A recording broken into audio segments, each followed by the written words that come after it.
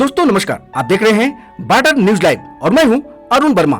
हम आपको लेकर चल रहे हैं उत्तर प्रदेश के अयोध्या धाम में, जहां प्रभु श्री राम के भव्य मंदिर निर्माण के बाद पहला दीपोत्सव मनाया गया। इस ऐतिहासिक मौके पर उत्तर प्रदेश के मुख्यमंत्री योगी आदित्यनाथ ने दिव्य और प्रेरणादायक संबोधन किया। मुख्यमंत्री योगी आदित्यनाथ ने अपने संदेश में कहा कि दीपोत्सव न केवल हमारी आस्था और संस्कृति का प्रतीक है, बल्कि प्रदेश की समृद्धि और विकास का भी प्रतीक है। उन्होंने सभी से आग्रह किया कि हम भगवान श्री राम के आदर्शों को अपने जीवन में अपनाएं और समाज में एकता, शांति और भाईचारे का संदेश फैलाएं। मुख्यमंत्री ने यह भी कहा कि मां सरयू की पावन धारा से संपूर्ण प्रदेश में सुख, समृद्धि और शांति का प्रवाह हो। दीपोत्सव के अवसर पर सरयू मैया की आरती, दीपों की जगमगाहट और हजारों दीपों के प्रकाश से अयोध्या नगरी जैसे एक दिव्य प्रकाश में नहा उठी हो।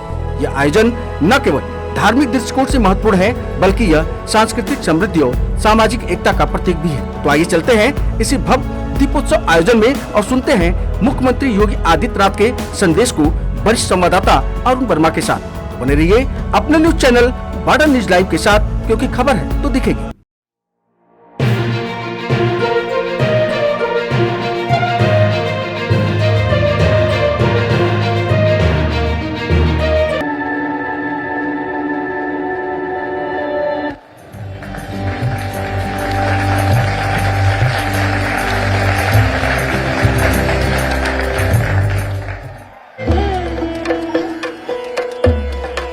बहुत बहुत धन्यवाद। और अब एक पुस्तक के विमोचन का समय है। आप सभी अतिथियों से अनुरोध है, कृपया अयोध्या के महापौर श्री गिरीश पति त्रिपाठी द्वारा लिखित पुस्तक हृदय में राम, इसका विमोचन करने का कष्ट करें। अनामिका प्रकाशन से प्रकाशित ये पुस्तक हृदय में राम अयोध्या के मेयर ने लिखी है। क्या आप अपने महापौर के लिए भी तालियां बजाने में कंजूसी बरतने वाले हैं? अयोध्या वासियों, आपकी महापौर, आपकी उनकी पुस्तक का विमोचन हो रहा है। बहुत बहुत धन्यवाद। सभी महानुभावों का बहुत बहुत धन्यवाद। और अब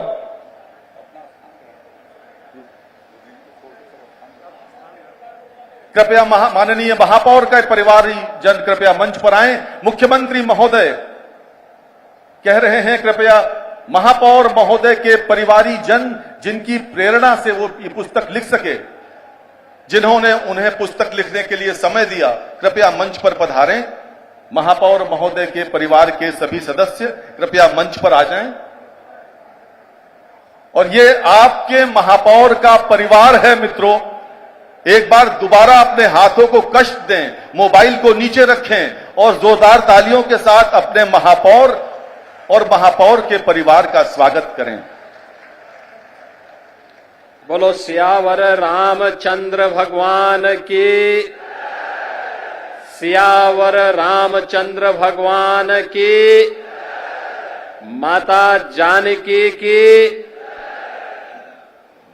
भारत माता की, भारत माता की, सत्य सनातन धर्म की, सत्य सनातन धर्म की, गौ माता की, गौ माता की, सरयू माता की, सरयू माता की, नमः पार्वती पतिये हर हर।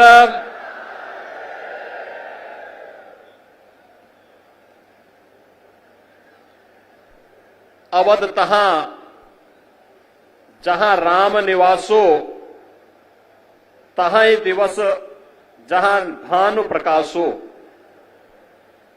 जो पे सिय राम बन जाही, अवध तुम्हार काज कुछ नाही। दीपोत्सव के इस अष्टम संस्करण कार्यक्रम में आज इस समारोह की शोभा बढ़ा रहे हैं अयोध्या धाम के हमारे सभी पूज्य संतों की उपस्थिति में आज जो एक कार्यक्रम यहां पर आयोजित हो रहा है, केंद्रीय मंत्री पर्यटन और संस्कृति मंत्रालय के मंत्री माननीय श्री गजेंद्र सिंह शेखावत जी, उत्तर प्रदेश सरकार में मंत्रिमंडल के मेरे वरिष्ठ सहयोगी उप मुख्यमंत्री श्री ब्रजेश पाठक जी, प्रभारी मंत्री अयोध्या श्री सूर्य प्रताप शाही जी, प्रदेश के जल शक्ति मंत्री श्री स्वतंत्र देव सिंह जी, पर्यटन और संस्कृति मंत्री श्री जयवीर सिंह जी, प्रदेश सरकार के मंत्री श्री सचित चंद्र शर्मा जी,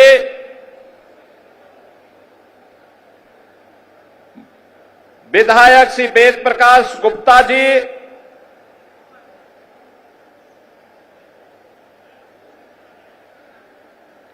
जिला पंचायत अध्यक्ष श्रीमती रोली सिंह जी,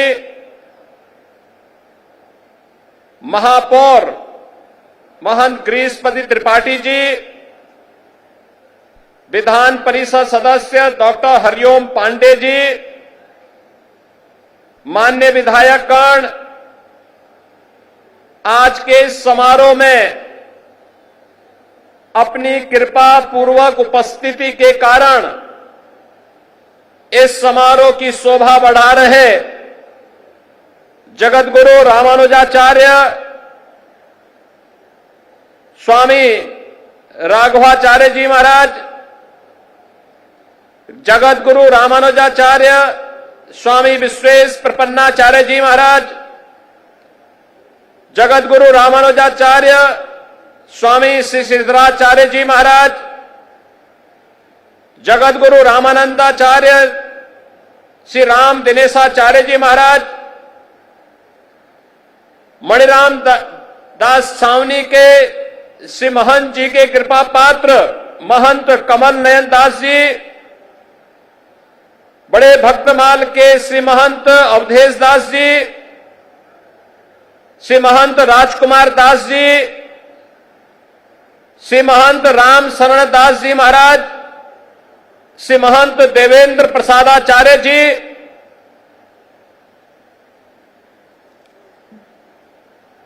श्री महंत भरत दास जी, श्री महंत धर्मदास जी, जगतगुरु श्री सतवा बाबा महामंडलेश्वर महंत संतोष दास जी, महंत रामदास जी महाराज, आज के इस कार्यक्रम में उपस्थित अयोध्या के हमारे सभी पूज्य संतजन, उपस्थित भक्तगण, प्रदेश सरकार के हमारे सभी वरिष्ठ अधिकारीगण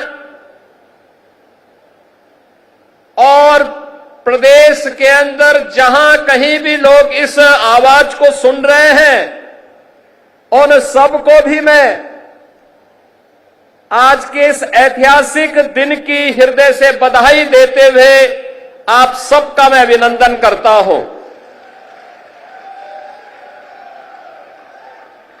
बहनों और भाइयों, ये सचमुच हमारे लिए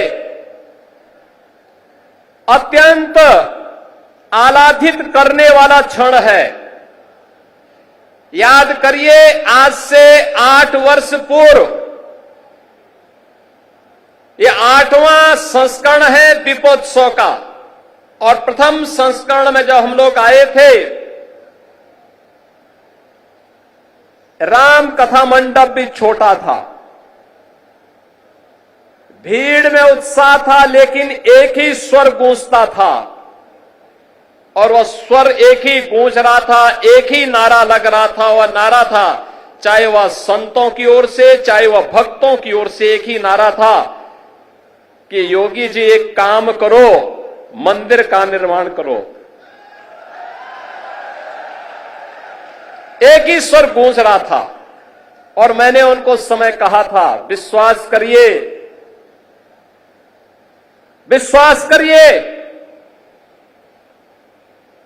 ये जो दीप आपके द्वारा जलाए जाएंगे केवल दीप नहीं है, ये सनातन धर्म का विश्वास है।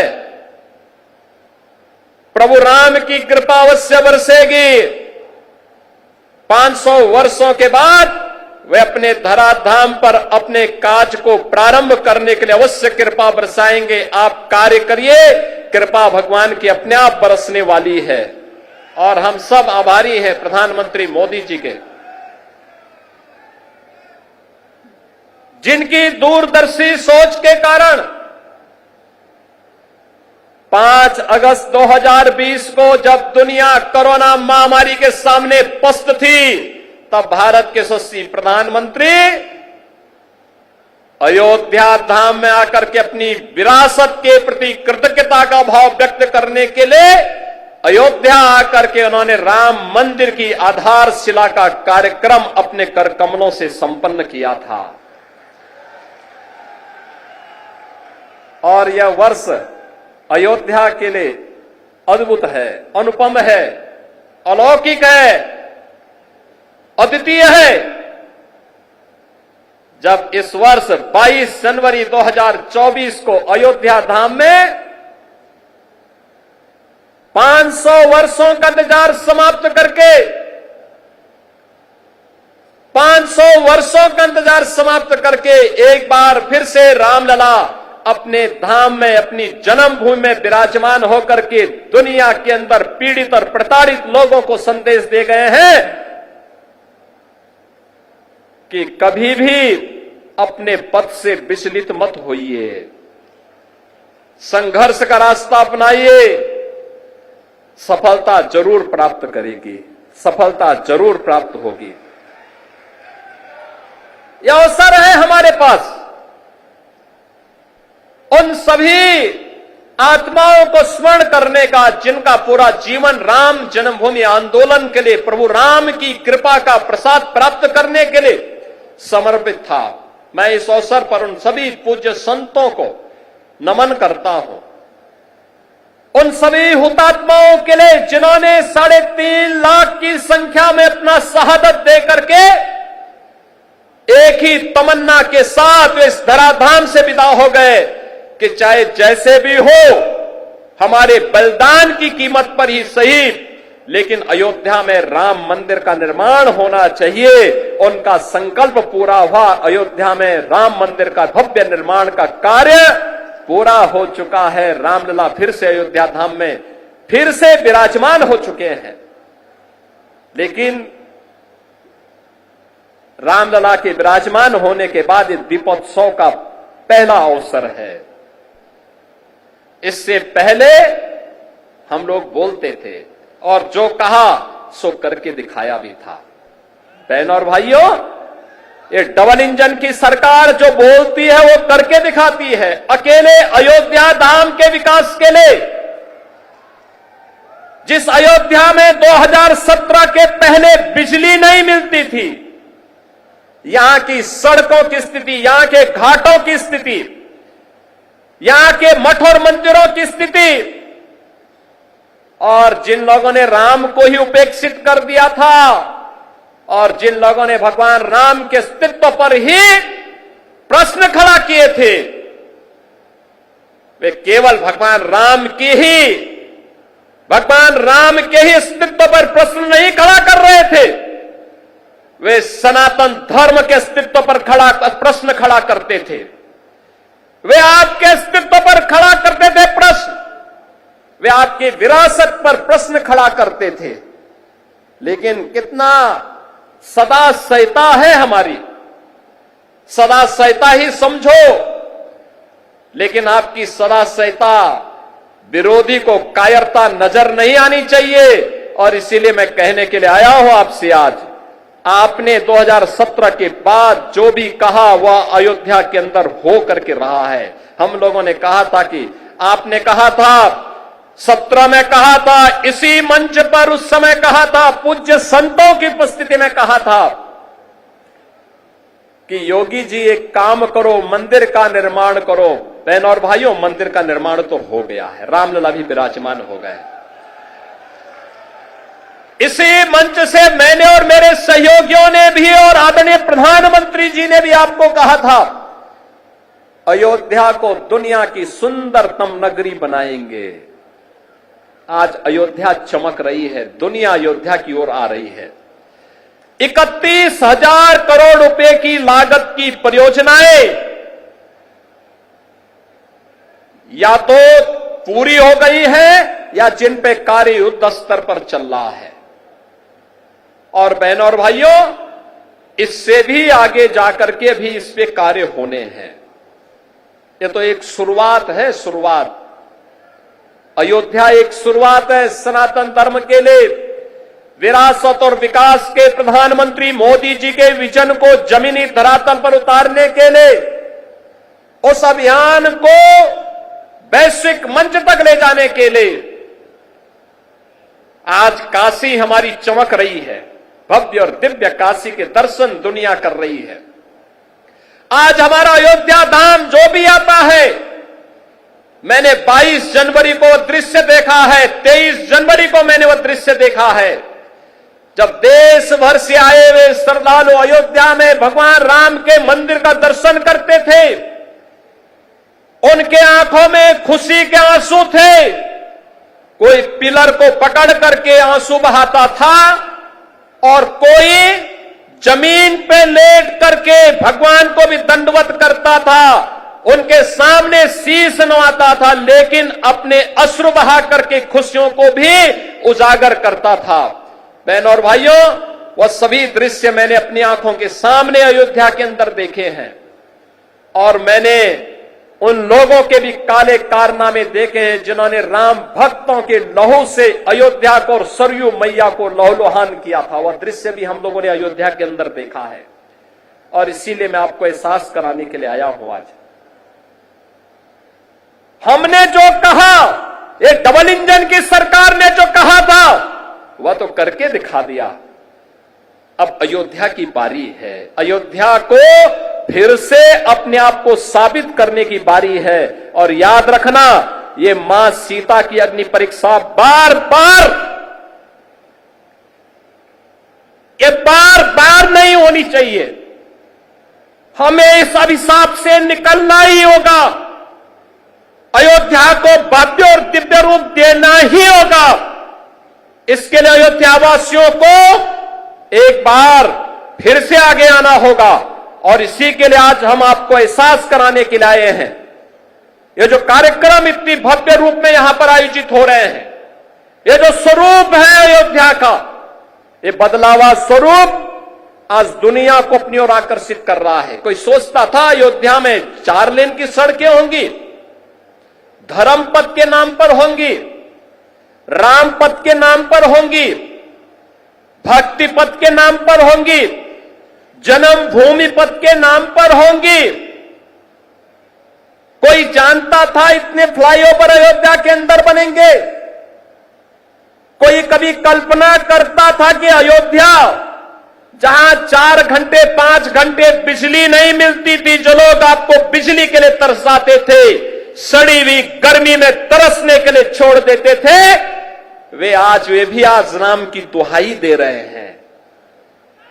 जो लोग राम जी की पेड़ी में सड़े हुए जल में आपको स्नान करने के लिए मजबूर कर देते थे, वे भी आज अयोध्या आकर के अपना ताल ठोकना चाहते हैं। लेकिन हम लोगों ने तो राम जी की पेड़ी को ऐसा बना दिया, एक तरफ से आज पानी आता है और दूसरी ओर निकल जाता है।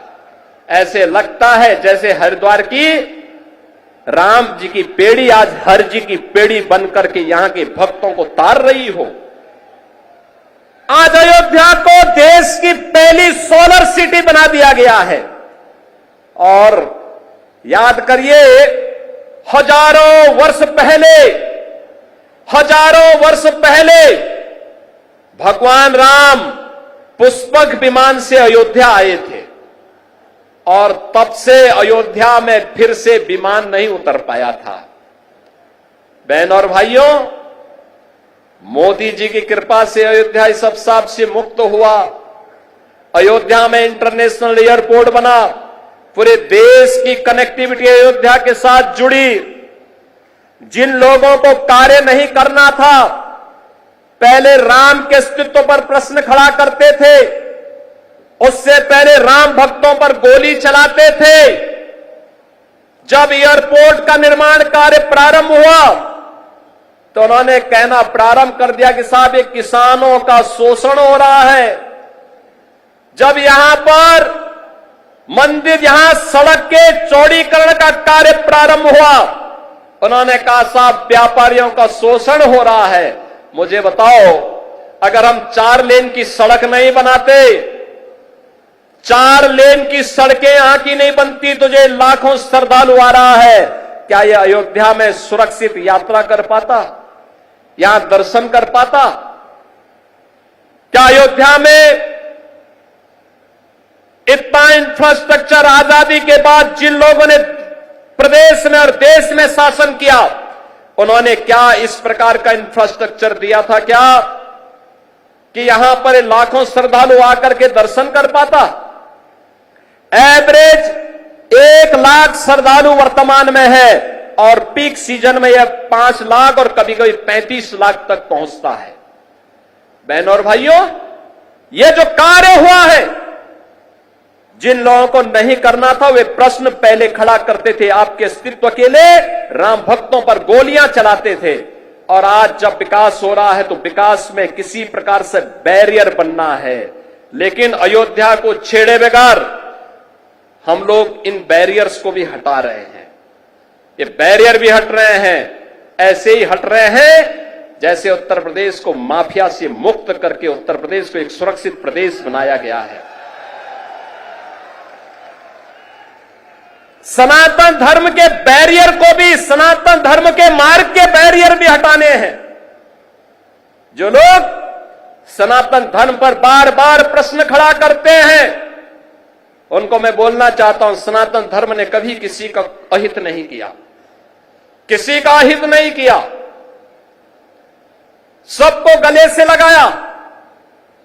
दुनिया की कोई ऐसी जाति, कोई ऐसा मत, संप्रदाय, सेक्ट नहीं जिसकी विपत्ति के समय सनातन धर्मावलंबियों ने उन्हें शरण देकर के फलने फूलने आगे बढ़ने का अवसर न दिया हो।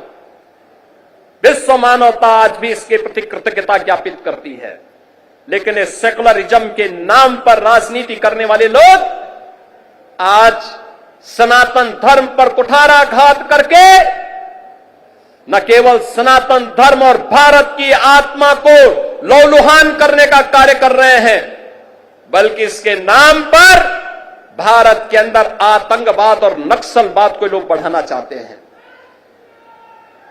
क्या नक्सलवाद और आतंकवाद को हम बढ़ावा देना देंगे? फिर भगवान राम के 14 वर्षों के वनवास का परिणाम क्या है? और फिर बजरंगबली का मतलब क्या है? राम काज कीने बिनु मोहि कहां विश्राम। और हम लोग भी विश्राम नहीं लेने वाले हैं तब तक जब तक कि सनातन धर्म के मार्ग में जितने भी रोड़े हैं, जब तक इनको नामो निशान इनको समाप्त न कर दिया जाए। जो भी मानवता के मार्ग में, विकास के मार्ग में बैरियर बनेगा, उसकी वही दुर्गति होनी है जो उत्तर प्रदेश के माफियाओं की हुई है। और बहनों और भाइयों, अब अयोध्या से मैं यही कहना चाहता हूं, यह अवसर है हम सब के लिए। अवधपुरी तो आज खुश है, अवधपुरी को उल्लास और उमंग के साथ जुड़ने की आवश्यकता है।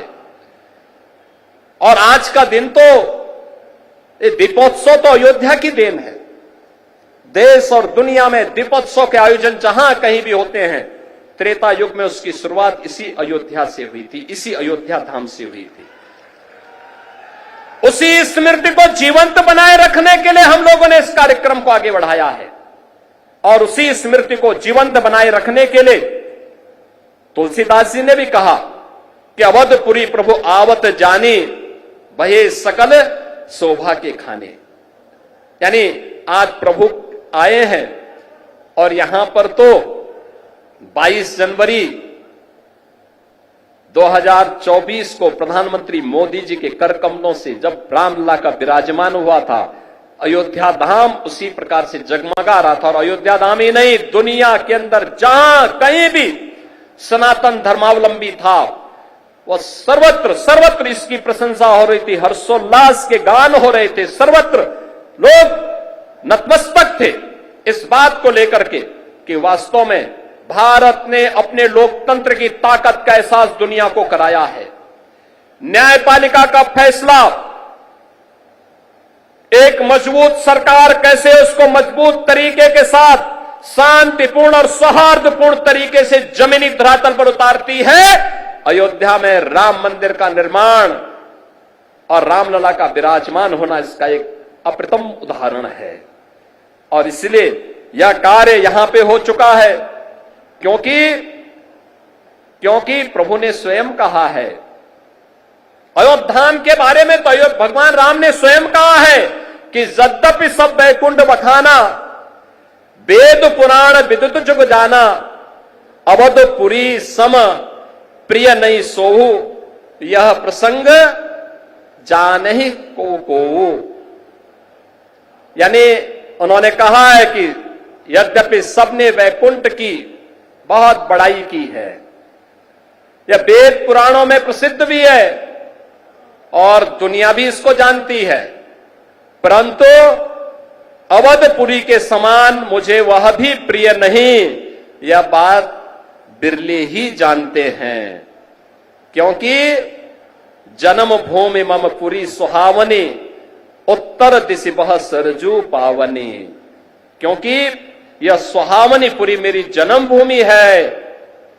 आप याद करिए, यह रामायण कहता है, यह हमारा रामचरितमानस कहता है, लेकिन जो लोग राम के अस्तित्व पर प्रश्न खड़ा करते थे, इन जन्मान द्वंद्वों को कभी यह दिखाई नहीं दे रहा था। ये राम के अस्तित्व पर प्रश्न खड़ा करते थे, कहते थे कि क्या अयोध्या में ही राम ने जन्म लिया है। ये प्रश्न खड़ा करते थे। ये प्रश्न केवल राम के लिए नहीं था, इस सनातन धर्म के लिए था, आपके लिए था, आपकी विरासत के लिए था, आपके पूर्वजों के लिए था। और तब भी हम मौन बने रहे। अति प्रिय मोही यहां के बासी, मम धामदा पुरी सुख राशि। बहनों और भाइयों, अब तो रामलला विराजमान हो चुके हैं और मैं आप सबसे आह्वान करूंगा, अब अवसर है।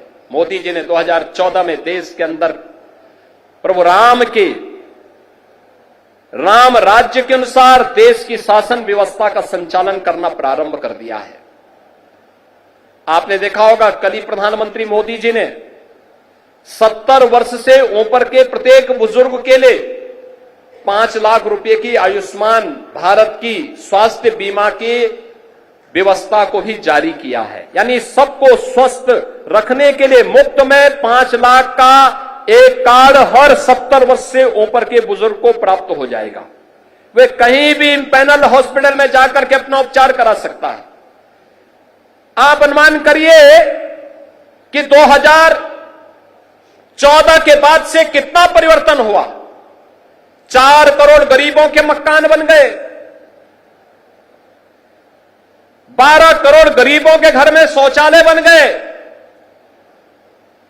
10 करोड़ गरीबों के घर में एक एक रसोई गैस का सिलेंडर मिल गया, 50 करोड़ लोगों को प्रतिवर्ष 5 लाख रुपए का स्वास्थ्य बीमा का कवर मिल रहा है, 80 करोड़ लोग कोरोना कालखंड में फ्री में राशन की सुविधा का लाभ जो प्रावधान हुआ था वह आज भी जारी है। आज भी फ्री में राशन सबको बिना भेदभाव के मिल रहा है। कोई भेदभाव तो मोदी जी के स्तर पर नहीं हुआ, न जाति के नाम पर, न मत के नाम पर, न मजहब के नाम पर, न क्षेत्र के नाम पर, न भाषा के नाम पर।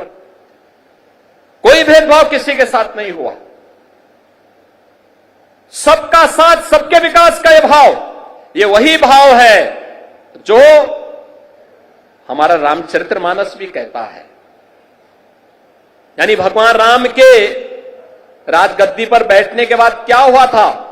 दैहिक दैविक भौतिक तापा, राम काज नहीं काहू व्यापा, सब नर करहि परस्पर प्रीति, चलहि स्वधर्म निरत सुत नीति। बहनों और भाइयों, आज उसी तर्ज पर नया भारत चल रहा है। एक भारत श्रेष्ठ भारत की परिकल्पना, विरासत और विकास का एक अद्भुत संगम है, अद्भुत संगम है, और हम सब भारतवासियों की जिम्मेदारी बनती है। उत्तर प्रदेश देश की आबादी का सबसे बड़ा प्रदेश है। ये 25 करोड़ की आबादी अगर आगे बढ़ेगी, भारत आगे बढ़ेगा, भारत का विकास आगे बढ़ेगा। और विरासत और विकास के इस अद्भुत समन्वय के लिए ही आज यह प्रयास प्रारंभ हुआ है। कहीं काशी में, कहीं अयोध्या में, कहीं मथुरा वृंदावन में, कहीं बरसाना में, कहीं कुशीनगर,